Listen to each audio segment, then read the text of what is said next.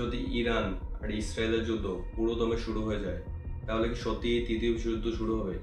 কেন হঠাৎ করে পুরো মিডল ইস্ট আগুনে জ্বলতেছে? এটা কি কোনো ধর্মীয় যুদ্ধ, নাকি এর পেছনে অন্য কোনো শক্তির লড়াই আছে? আর কেন বিশ্বের বড় বড় বিশ্লেষকরা বলতেছেন এইবার পরিস্থিতিটা একদম আলাদা? আসুন আজ আমরা এই পুরো সিস্টেমটা বোঝার চেষ্টা করি একদম সহজ ভাষায়।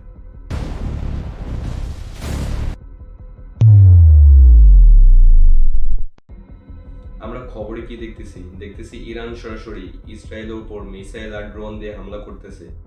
ইসরায়েলও ইরানের ভেতরে পাল্টা আক্রমণ করতেছে, কিন্তু প্রশ্ন হলো কেন? কেন যুদ্ধটা শুধু এই দুটো দেশের মধ্যে সীমাবদ্ধ থাকতেছে না? দেখুন, ইসরায়েল শুধু ইরানে নয়, গাজার বাইরে সিরিয়া এবং লেবাননেও নিয়মিত হামলা চালাচ্ছে। অন্যদিকে ইরানও কিন্তু সরাসরি একা যুদ্ধ করতেছে না। তাহলে যুদ্ধটাকে কারা ইচ্ছে করে ছড়িয়ে দিচ্ছে? উত্তরটা লুকিয়ে আছে একটা শব্দে: প্রক্সি ওয়ার। ভাবুন, পুরো মিডল ইস্ট একটা দাবার বোর্ড। এই বোর্ডে কয়েকটি কিং বা রাজা আছে, আর বাকিরা হলো সৈন্য। এই খেলার মূল খেলোয়াড় হলো দুটো শিবির। একদিকে আছে ইসরায়েল, যার পেছনে সবচেয়ে বড় শক্তি হিসেবে দাঁড়িয়ে আছে আমেরিকা, আর অন্যদিকে আছে ইরান। ইরানও কিন্তু একা নয়, সে তার প্রভাব ব্যবহার করে একটা বিশাল নেটওয়ার্ক তৈরি করেছে। এই নেটওয়ার্ককেই বলা হয় অ্যাক্সিস অফ রেজিস্ট্যান্স। এই নেটওয়ার্কে কারা আছে? লেবাননের হিজবুল্লাহ। প্রায় দেখবেন ইসরায়েলের সাথে এদের সংঘাত লেগেই থাকে। ইয়েমেনের হুতি বিদ্রোহীরা, যারা হঠাৎ করেই লোহিত সাগরের জাহাজের উপর হামলা শুরু করে দিয়েছে। এছাড়াও সিরিয়া এবং লেবাননেও আর অনেক স্বতন্ত্র গ্রুপ আছে। ইরান সরাসরি যুদ্ধ না করেই এই পুরোগুলোকে দিয়ে তাদের শত্রুদের অর্থাৎ ইসরায়েল এবং আমেরিকার স্বার্থে আঘাত করে। একেই বলে প্রক্সি ওয়ার। ইরান এদের অস্ত্র দেয়, টাকা দেয়, ট্রেনিং দেয়, আর বিনিময়ে এরা ইরানের হয়ে যুদ্ধ করে। কাজেই যখন ইসরায়েল সিরিয়ায় হামলা করে, তখন আসলে সে ইরানের প্রক্সিদের উপর হামলা করে। আর যখন হিজবুল্লাহ আর হুতিরা অ্যাক্টিভ হয়, তখন বুঝতে হবে এর পেছনে ইরানের ইশারা আছে। এটা একটা বিশাল নেটওয়ার্ক, যেখানে সবাই একে অপরের সাথে যুক্ত থাকে। এখন প্রশ্ন হলো, বিশ্বের বড় বড় শক্তিগুলো আমেরিকা, রাশিয়া, চীন, তারা এখানে কোথায়? আমেরিকা প্রথম দিন থেকেই ইসরায়েলের সবচেয়ে বড় বন্ধু এবং সাপোর্টার। শুধু কথাই নয়, অস্ত্র দিয়ে, টাকা দিয়ে, জাতিসংঘের ভেটো পাওয়ার ব্যবহার করে সব দিক থেকেই ইসরায়েলকে রক্ষা করে আসতেছে। আমেরিকার জন্য মিডল ইস্টে ইসরায়েল হলো তার সবচেয়ে নির্ভরযোগ্য পার্টনার। তাই ইসরায়েলের উপর কোনো বড় আঘাত এলে আমেরিকা বসে থাকবে না। রাশিয়া সরাসরি এই যুদ্ধে জড়াচ্ছে না, কারণ সেই ইউক্রেন যুদ্ধ নিয়ে ব্যস্ত। কিন্তু রাশিয়া খুব ভালোভাবে পুরো পরিস্থিতি পর্যবেক্ষণ করতেছে। ইরানের সাথে তাহলে রাশিয়ার সম্পর্কটা বেশ ভালো। আবার আমেরিকার ব্যস্ততা মিডল ইস্টে বাড়লে ইউক্রেনে রাশিয়ার সুবিধা হয়, তাই রাশিয়া কিছুটা দূরে দাঁড়িয়ে খেলাটা দেখতেছে। চীন হলো এই খেলার সবচেয়ে নীরব খেলোয়াড়। সে চুপচাপ, কিন্তু তার আগ্রহ সবচেয়ে বেশি, কারণ চীনের প্রচুর তেল দরকার, যা আসে মিডল ইস্ট থেকে। যদি এখানে যুদ্ধ লাগে, তাহলে সাপ্লাই বন্ধ হয়ে যায়, তাহলে চীনের অর্থনীতিতে বিশাল ধাক্কা লাগবে। তাই চীন এখানে শান্তি চায়, কিন্তু এমন শান্তি যেখানে আমেরিকার প্রভাব পড়বে এবং চীনের প্রভাব বাড়বে।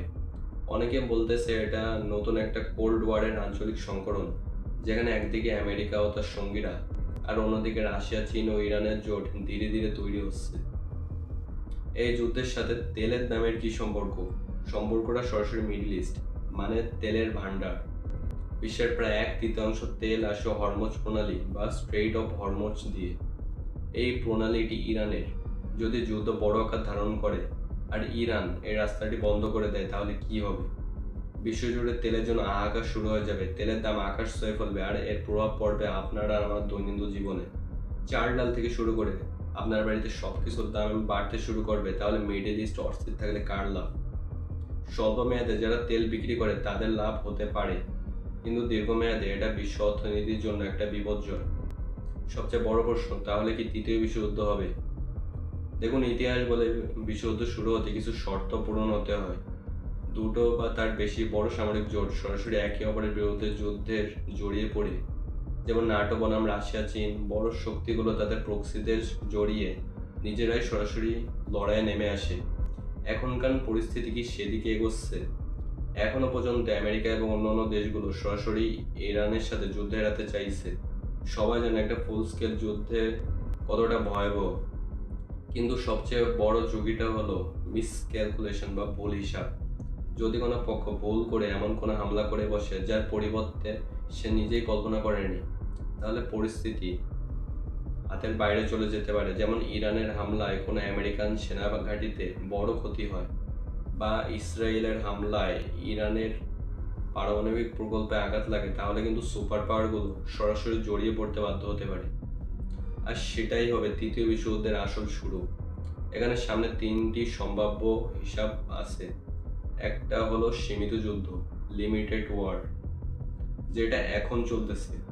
ইরান তার প্রক্সিদের দিয়ে হামলা চালাবে, ইসরায়েলও মাঝে মাঝে সিরিয়া বা লেবাননে আক্রমণ করবে। ছোটখাটো সংঘাত চলবে, কিন্তু বড় আকারের যুদ্ধ হবে না, এটা সবচেয়ে সম্ভাব্য পরিস্থিতি।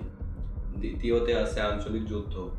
যদি সংঘাত লেগে গিয়ে সৌদি আরব এবং তুরস্কের মতো দেশগুলো জড়িয়ে পড়ে, পুরো মিডল ইস্ট একটা বড় যুদ্ধের মাঠে পরিণত হবে। এর সম্ভাবনা কিছুটা কম, কিন্তু উড়িয়ে দেওয়া যায় না।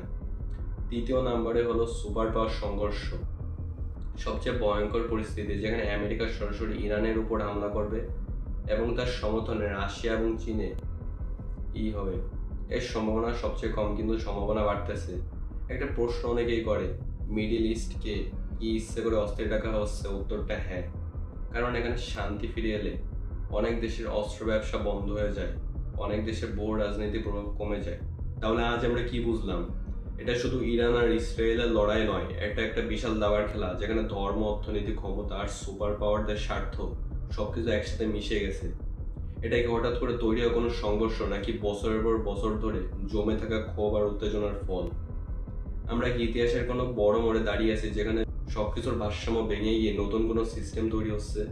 উত্তরটা সময় বলে দিবে, কিন্তু একজন সচেতন নাগরিক হিসেবে পুরো খেলাটা বোঝা আপনার আর আমার জন্য অত্যন্ত জরুরি।